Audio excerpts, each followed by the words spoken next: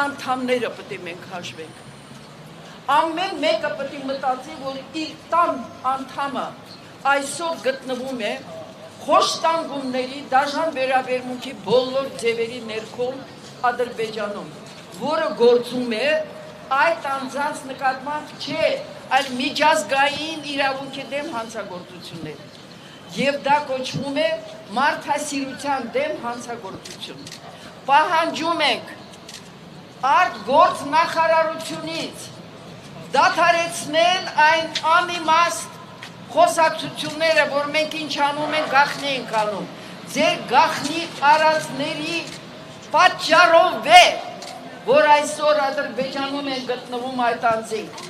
Պահանջում ենք օր առաջ նեյտրալ պետության դիմել, թեկուզ նույն Շվեյցարիայի դիմել բոլոր բարեկամական հարաբերություններ Ադրբեջանի հետ ունեցող պետություններին։ Օր առաջ վերադարձ մեր անօրինական Ադրբեջանում պահվող մեր եղբայրներին։ Շնորհակալություն։